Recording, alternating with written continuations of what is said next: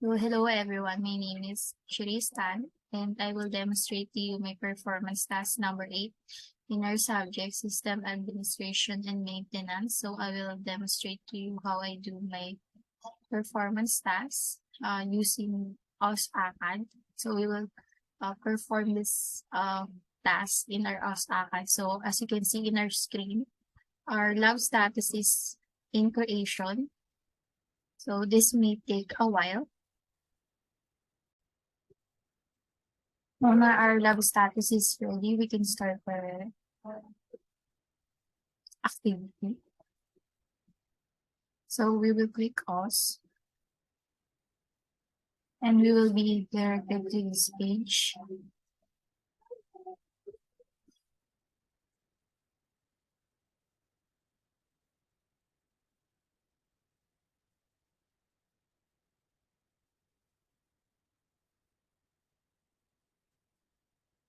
So first we will do the task 1, create your VPC. So in this task, you will use the VPC and more options in the VPC console to create multiple resources including a VPC, an internet gateway, a public subnet, and a private subnet in a single availability zone, two root tables, and an API gateway. So in the search box to the right of services, search for and choose VPC to open the VPC console.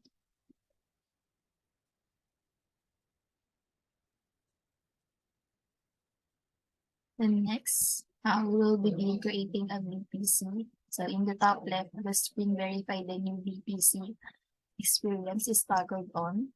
If it is not, toggle it on now.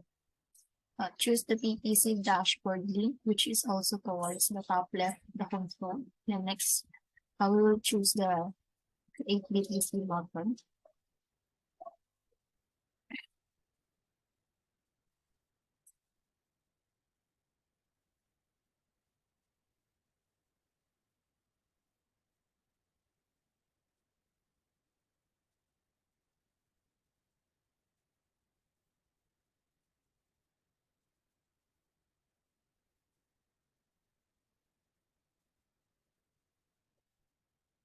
And next, configure the VPC details in the VPC settings panel on the left. So choose VPC and more. Then under name tag auto generation, keep auto generate selected. However, change the value from project to lab. So change this to lab.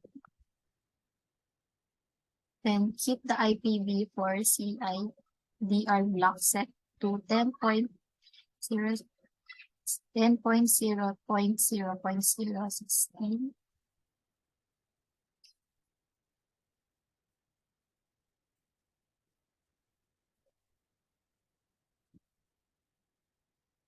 For number of availability zone, choose 1.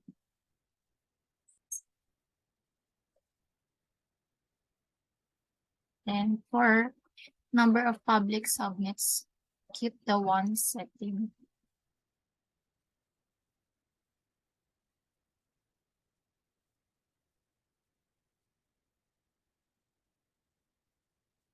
And for the for number of private subnet, keep the 1 setting. Then expand the customized subnets CIDR block section. Then we will change public subnet CIDR block in the US is 1.8.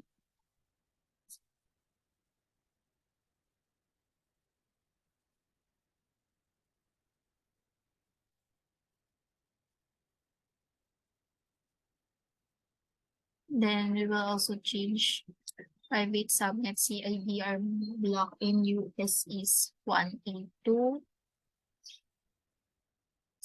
10.0.1.0.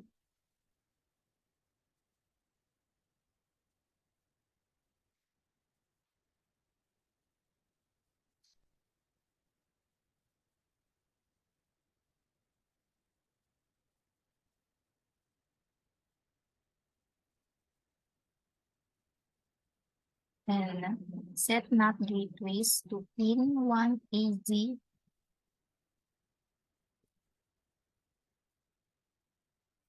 Then set VPC endpoints to none. Keep both DNS host names and DNS resolution enabled. Then in the preview panel on the right, confirm the settings you have configured.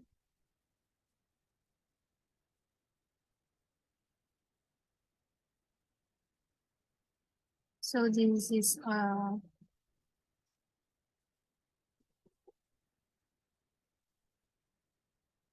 we have configured.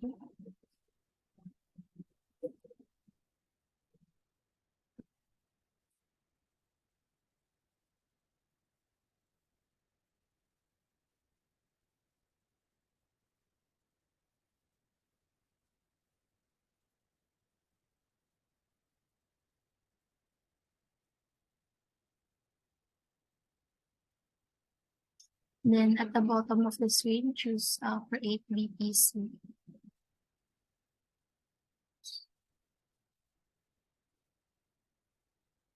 So the VPC resources are created. The NAT gateway will take a few minutes to activate.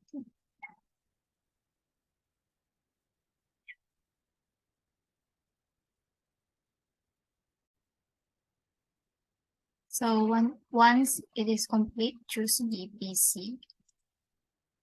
So the wizard has provisioned a VPC with a public subnet and a private subnet in one availability zone with root tables for each subnet. So it is also created an internet gateway and a NAT gateway. To view the settings of these resources, browse through the VPC console links that display the resource details. So for example, choose subnets to view the subnet details and choose root tables to view the root table details. The diagram below summarizes the VPC resources you have just created and how they are configured. And an internet gateway is a VPC resource that allows communication between EC2 instances in your VPC and the internet. So the log subnet public 1, USB's 1A public subnet has a CIDR to 10.00.0, which means that it contains all IP addresses starting with the 10.0.0. The fact the root table associated with this public subnet routes network traffic to the internet gateway is what makes it a public subnet. So a NAT gateway is a VPC resource used to provide internet connectivity to any EC2 instances running in private subnets in the VPC without those EC2 instances needing to have a direct connection to the internet gateway. And the love subnet private 1, USE's 1A private subnet has a CIDR of 10.0.1.0, which means that it contains all IP addresses starting with 10.0.1. Then next, we will create our task 2, create additional subnets. So in this task, we will create 2 additional subnets for the VPC in a second availability zone. Having subnets in multiple availability zones within a VPC is useful for deploying solutions that provide high availability. So after creating a VPC, as you have already done, you can still configure it further. So for example, by adding more subnets, each subnet you create resides entirely within one availability zone. Then next, in the left navigation pane, choose subnets.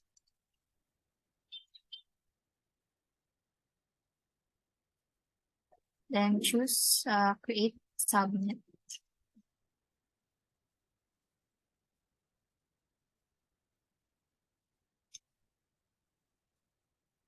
So in the VPC ID, we will select this lab VPC.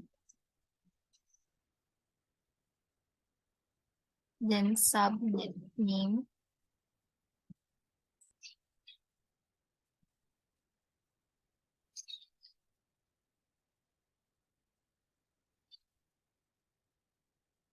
then availability zone,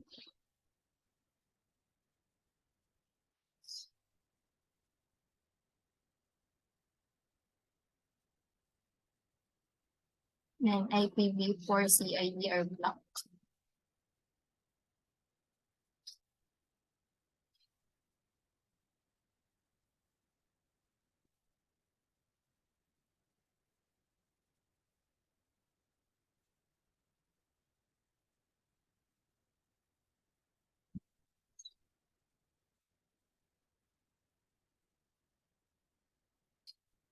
Then next, we will create another subnet.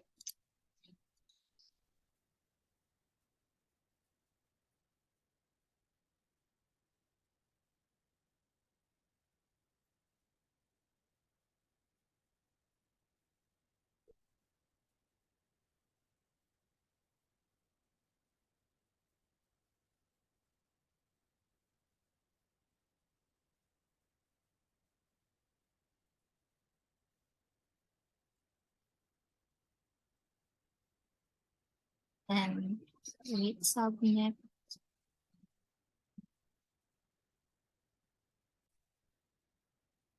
The second private subnet was created. Then we will now configure these new private subnets to route Ethernet bound traffic to the NAT gateway so that resources in the second private subnet are able to connect to the internet while still keeping the resources private. So this is done by configuring a route table. So a route table contains a set of rules called routes that are used to determine where network traffic is directed. Each subnet in a VPC must be associated with the route table. The route table controls routing for the subnet. So next, in the left navigation pane, choose route tables. And we will select the lab RTB private 1 US is 1A route table.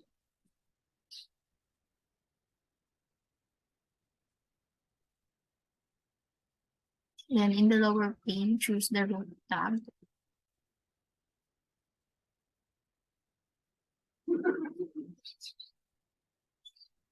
Then choose the subnet association tab. Then choose edit subnet associations. So leave the lab subnet private 1 US is 1A selected, but also select lab subnet private 2.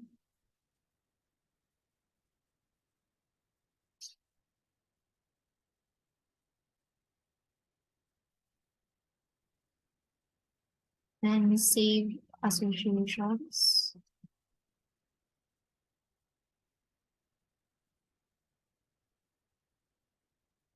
So you will now configure the route tables that is used by the public subnets. The next, select the lab RTB public route table and deselect any other subnets.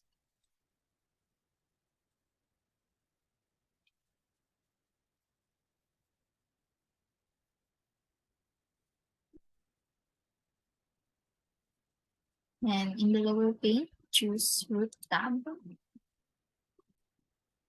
Then choose the subnet association tab.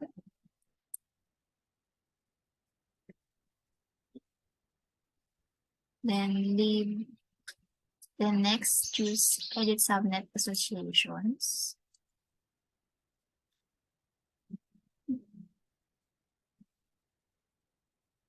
Leave love subnet public 1 because this one is selected, but also select love subnet public 2.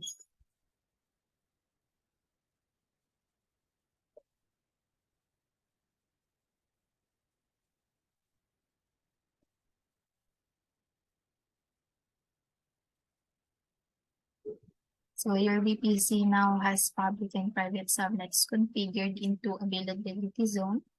The route tables you created in task 1 have also been updated to route network traffic for the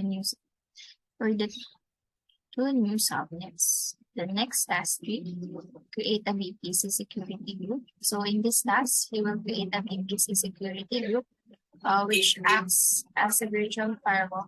When you launch an instance, you associate one or more security groups with the instance. You can add rules to each security group that allow traffic to or from its associated instances. Then next in the left navigation page is security groups.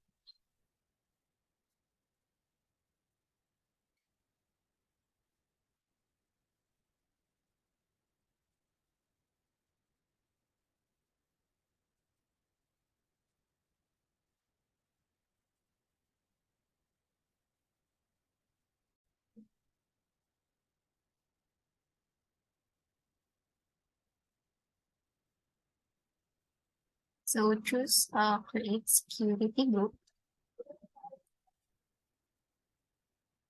And uh, for security group name, web security group.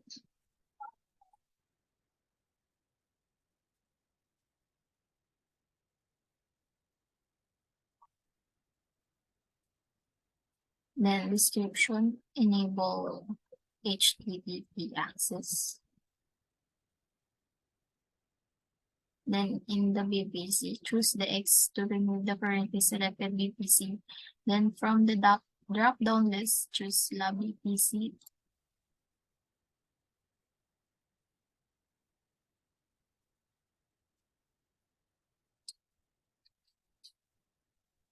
In the inbound rules pane, choose add rule.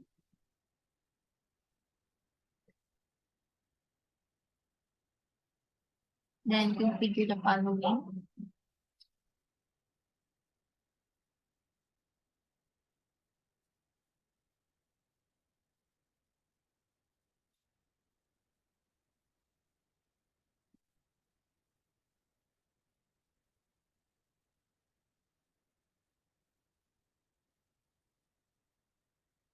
Description.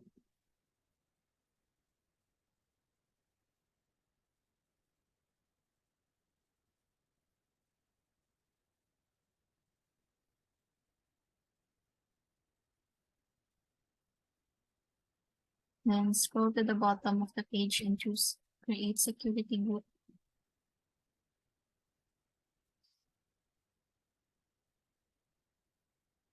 The next task 4, launch a web server instance. So in this task, you will launch an Amazon EC2 instance into the new VPC. So you will configure the instance to act as a web server.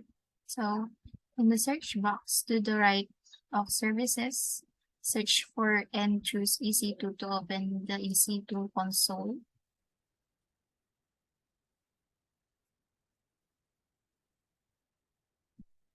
So from the launch instance menu, choose launch instance.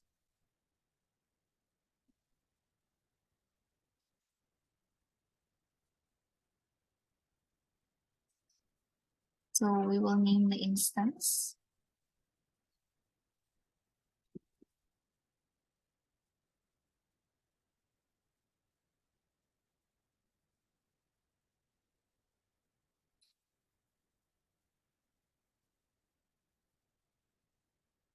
Then choose an AMI from which to create the instance. In the list of available quick start AMIs, keep the default Amazon Linux AMI selected.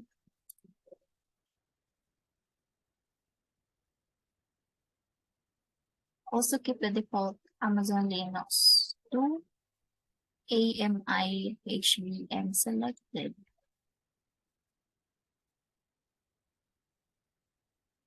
The type of Amazon machine image or AMI features determines the operating system that will run on the EC2 instance that you launch. The next, choose an instance type.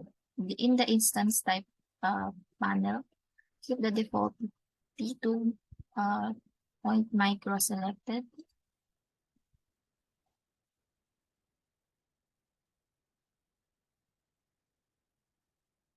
Then select the key pair to associate with the instance. From the key pair name menu, select Wonky.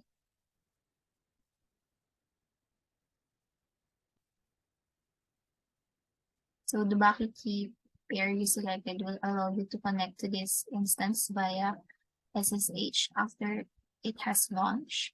So although you will not need to do that in this lab, it is still required to identify an existing key pair or create a new one when you launch the instance. Then next, configure the network settings. So next to the network settings, choose Edit.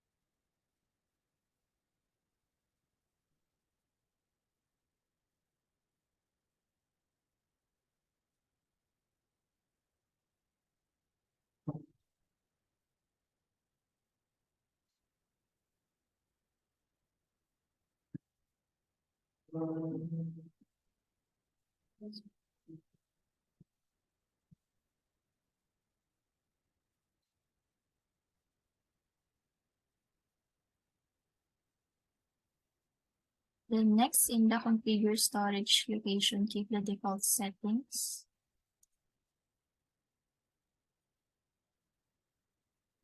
And configure a script to run on the instance when it launches.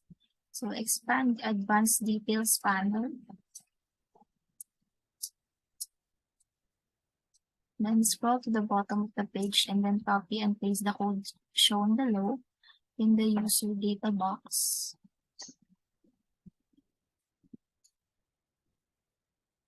So we'll just copy this code. Then we will paste it in my user data. This script will run with root user permissions on the guest OS of the instance.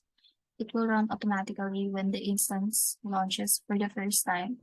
The script installs a web server, a database, and a PHP libraries, and then it downloads and installs a PHP web application on the web server.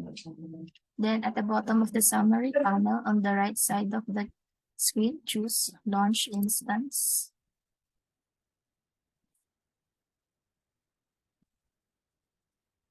Then choose View All Instances.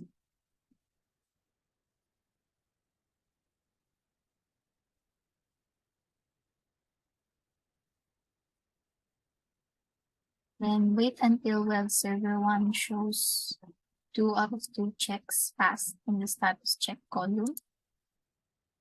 So as you can see, it's still pending.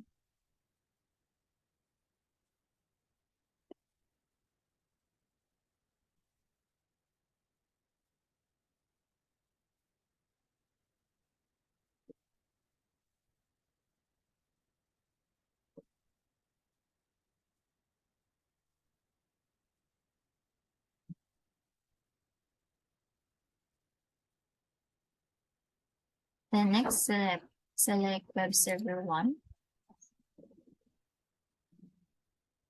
Then copy the public IPv4 DNS value shown in the Details tab at the bottom of the page.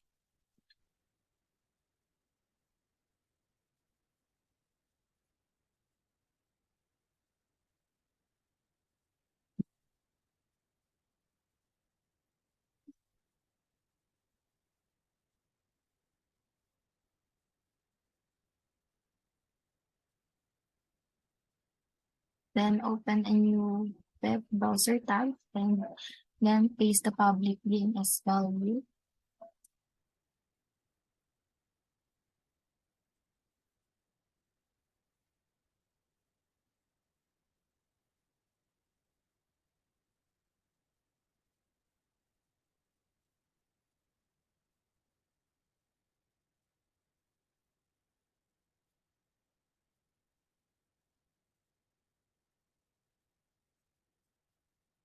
So you should see a web page displaying the house logo and instance metadata values. So these are meta values.